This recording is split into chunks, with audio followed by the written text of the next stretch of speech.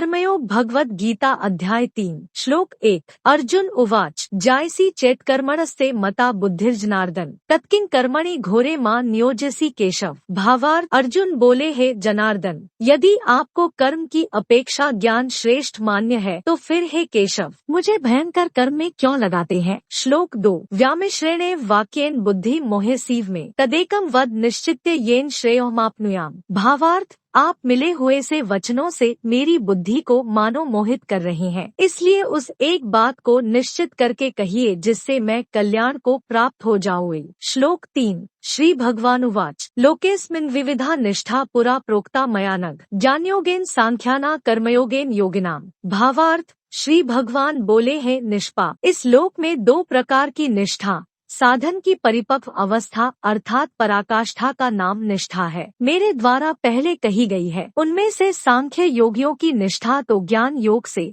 माया से उत्पन्न हुए संपूर्ण गुण ही गुणों में बरतते हैं ऐसे समझकर तथा मन इंद्रिय और शरीर द्वारा होने वाली संपूर्ण क्रियाओं में कर्तापन के अभिमान से रहित होकर सर्वव्यापी सच्चिदानंद घन परमात्मा में एक ही भाव से स्थित रहने का नाम ज्ञान योग है। इसी को संन्यास सांख्य योग आदि नामों से कहा गया है। और योगियों की निष्ठा कर्मयोग से फल और आसक्ति को त्याग कर भगवदाज्ञानुसार केवल भगवदर्थ समत्व बुद्धि से कर्म करने का नाम निष्काम कर्मयोग है। इसी को समत्वयोग, बुद्धियोग, कर्मयोग, तदर्थ कर्म, मदर्थ कर्म, मतकर्म आदि नामों से कहा गया है। होती है एल श्लोक 4 न कर्मणाम नारंभान्नैष कर्म्य पुरुषोष्णुते न च संन्यासनादेव सिद्धि समधिगच्छति। भावार्थ मनुष्य न तो कर्मों का आरंभ किए बिना निष्कर्मता जिस अवस्था को प्राप्त हुए पुरुष के कर्म अकर्म हो जाते हैं अर्थात फल उत्पन्न नहीं कर सकते, उस अवस्था का नाम निष्कर्मता है को यानी योगनिष्ठा को प्राप्त होता है। और न कर्मों के केवल त्याग मात्र से सिद्धि यानी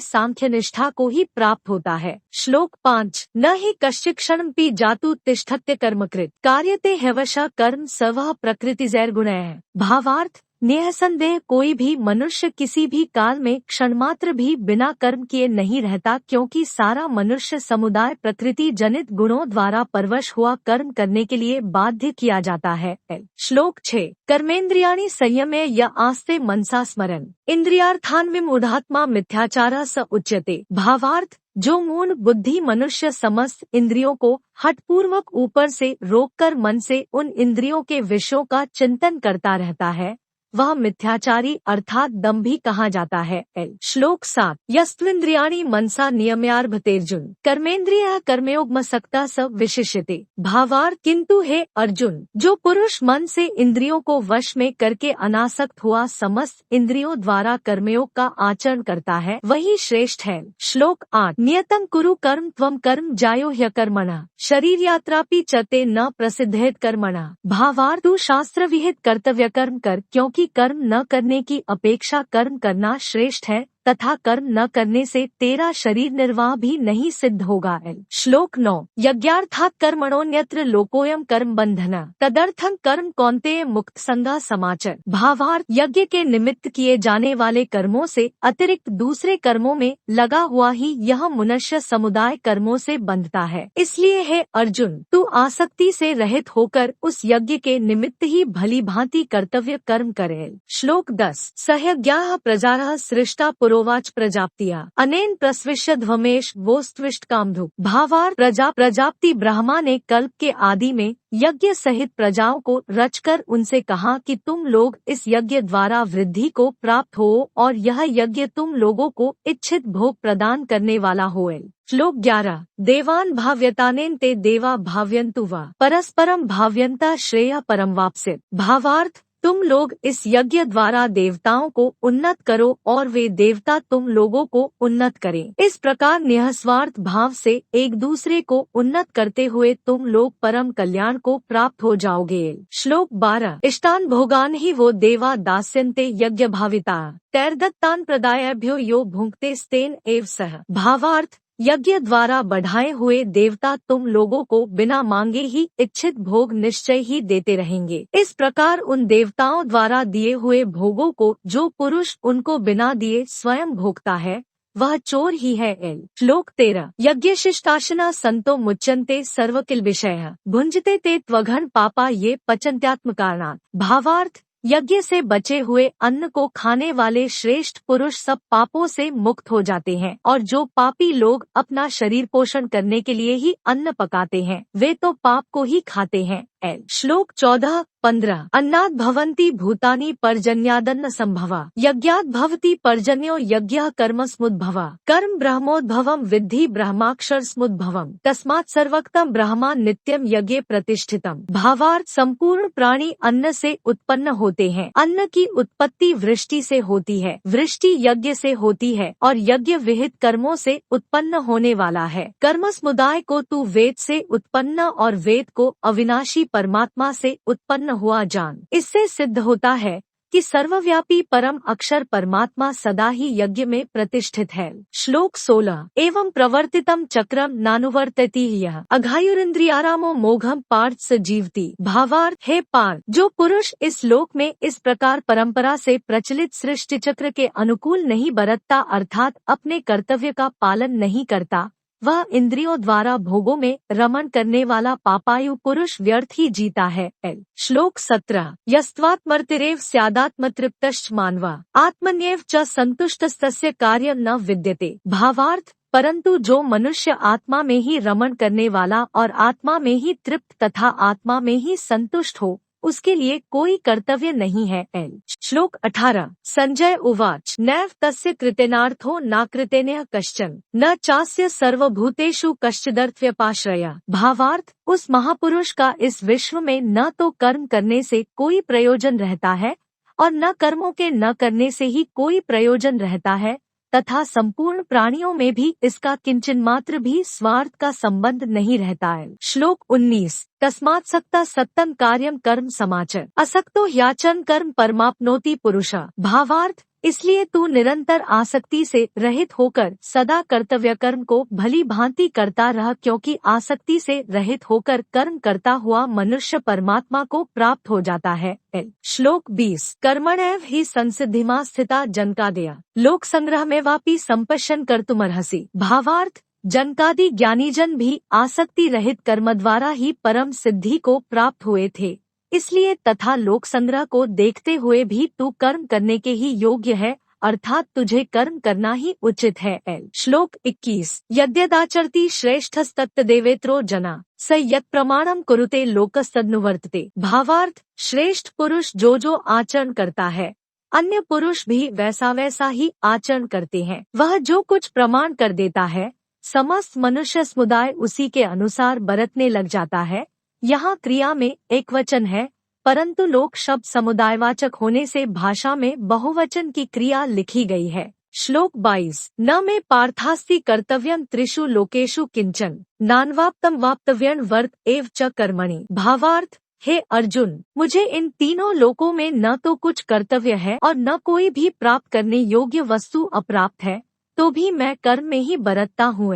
श्लोक 23 यदि ह्यः न वर्तेयन् जातु कर्मण्यतन्द्रिता मम वर्तमानुवर्तन्ते मनुष्याः पार्थ सर्वशः। भावार्थ क्योंकि हे पार्थ यदि कदाचित मैं सावधान होकर कर्मों में न बरतूं तो बड़ी हानि हो जाए, क्योंकि मनुष्य सब प्रकार से मेरे ही मार्ग का अनुसरण करते हैं। श्लोक 24 यदि उत्सीदेव में लोका न कुर्या कर्म चेदहम संकरस्य च कर्ता स्यामुपहन्यामिमाः प्रजाया। भावार्थ इसलिए यदि मैं कर्म न करूं तो ये सब मनुष्य नष्ट भ्रष्ट हो जाए और मैं संकर्ता का करने वाला हूँ तथा इस समस्त प्रजा को नष्ट करने वाला बनूं। श्लोक 25 सक्ताः कर्मण्य विद्वांसो यथा कुर्वन्ति भारत। भावार्थ हे भारत कर्म में आसक्त हुए अज्ञानी जन जिस प्रकार कर्म करते हैं, आसक्तिरहित विद्वान भी लोक संग्रह करना चाहता हुआ उसी प्रकार कर्म करे। श्लोक 26 न बुद्धिभेदम जन्येदज्ञाना कर्मस्विघ्नाम जोष्यत् सर्वकर्माणि विद्वान्युक्ता समाचन। भावार्थ परमात्मा के स्वरूप में अटल स्थित हुए ज्ञानी पुरुष को चाहिए कि वह शास्त्र विहित कर्मों में आसक्ति वाले अज्ञानियों की बुद्धि में भ्रम अर्थात कर्मों में अश्रद्धा उत्पन्न न करे, किंतु स्वयं शास्त्र विहित समस्त कर्म भली भांति करता हुआ उनसे भी वैसे ही करवाए। श्लोक 27 प्रकृतेः क्रियमाणानि गुणः कर्माणि सर्वशः अहंकार विमूढ़ात्मा कर्ताहमिति मन्यते। भावार्थ वास्तव में संपूर्ण कर्म सब प्रकार से प्रकृति के गुणों द्वारा किए जाते हैं, तो भी जिसका अंतःकरण अहंकार से मोहित हो रहा है, ऐसा अज्ञानी मैं करता हूँ ऐसा मानता है।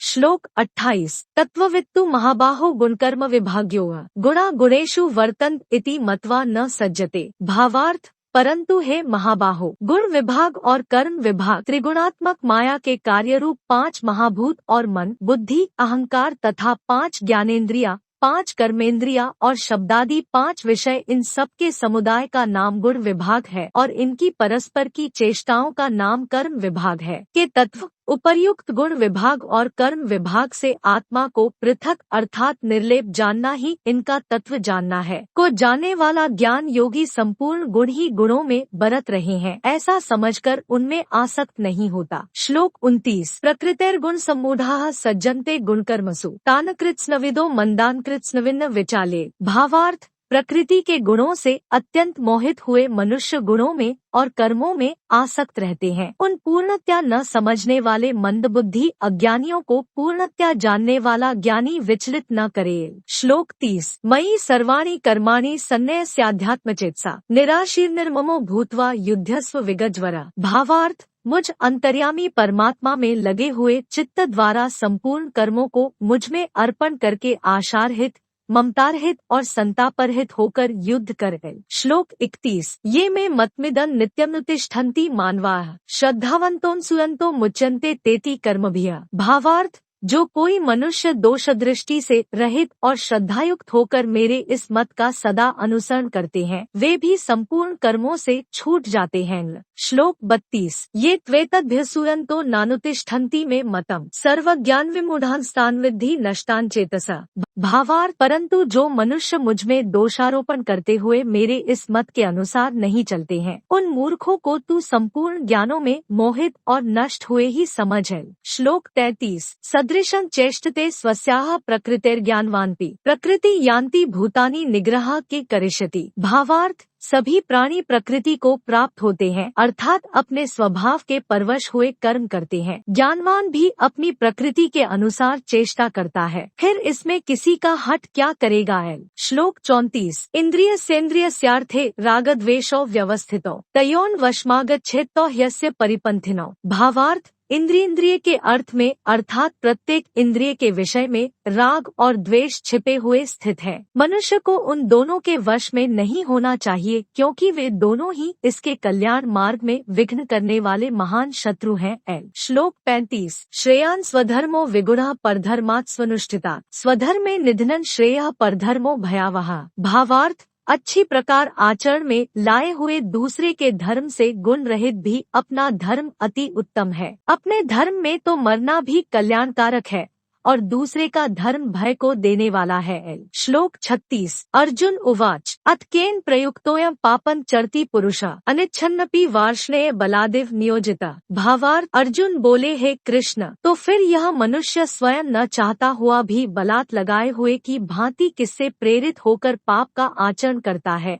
श्लोक 37 श्री भगवान उवाच काम एष क्रोध एष रजोगुण समुद्भवः महाश्नो महापाप्मा विद्धेन्मेह वैरिणम्। भावार्थ श्री भगवान बोले रजोगुण से उत्पन्न हुआ यह काम ही क्रोध है। यह बहुत खाने वाला अर्थात भोगों से कभी न अघाने वाला और बड़ा पापी है। इसको ही तू इस विषय में वैरी जानल। श्लोक 38 धूमेनाव्रियते वह निर्यथादर्शो मलेंच यथोल्बेनावृतो गर्भस्तथा तेनेद्मावृतम्। भावार्थ जिस प्रकार धुएं से अग्नि और मैल से दर्पण ढका जाता है तथा जिस प्रकार जेर से गर्भ ढका रहता है, वैसे ही उस काम द्वारा यह ज्ञान ढका रहता है। श्लोक 39 आवृतम ज्ञान में तेन ज्ञानिनो नित्य वैरिणा कामरूपेण कौन्तेय दुष्पूरेणान लेंच। भावार्थ और हे अर्जुन, इस अग्नि के समान कभी न पूर्ण होने वाले काम रूप ज्ञानियों के नित्य वैरी द्वारा मनुष्य का ज्ञान ढका हुआ है। श्लोक 40 इंद्रियाणि मनो बुद्धिरस्या अधिष्ठान मुच्यते एतैर्विमोह्यत्येष ज्ञानमावृत्य देहिनम्। भावार्थ इंद्रिया, मन और बुद्धि ये सब इसके वासस्थान कहे जाते हैं। यह काम इन मन, बुद्धि और इंद्रियों द्वारा ही ज्ञान को आच्छादित करके जीवात्मा को मोहित करता है। श्लोक 41 तस्मात्त्वम् इंद्रियाण्यादौ नियम्य भर्तर्षभ पाप्मानः प्रजहि ह्येनं ज्ञान विज्ञान नाशन। भावार्थ इसलिए हे अर्जुन, तू पहले इंद्रियों को वश में करके इस ज्ञान और विज्ञान का नाश करने वाले महान पापी काम को अवश्य ही बलपूर्वक मार डाले। श्लोक 42 इंद्रियाणि पराण्याहुरिन्द्रियेभ्यः परम मना मनसस्तु परा बुद्धिर्यो बुद्धेः परस्तु सः। भावार्थ, इंद्रियों को स्थूल शरीर से पर यानी श्रेष्ठ, बलवान और सूक्ष्म कहते हैं। इन इंद्रियों से पर मन है, मन से भी पर बुद्धि है, और जो बुद्धि से भी अत्यंत पर है वह आत्मा है। श्लोक 43 एवं बुद्धेः परम बुद्धवा संसभ्यात्मात्मना जहि शत्रु महाबाहो कामरूपण दुरास्तम। भावार्थ, इस प्रकार बुद्धि से पर अर्थात सूक्ष्म, बलवान और अत्यंत श्रेष्ठ आत्मा को जानकर और बुद्धि द्वारा मन को वश में करके हे महाबाहो, तू इस कामरूप दुर्जय शत्रु को मार डाले। तत्सदिति श्रीमद्भगवद्गीतासूपनिषत्सु ब्रह्म विद्यायां योगशास्त्रे श्री कृष्णार्जुन संवादे कर्मयोगो नाम तृतीयोऽध्यायः।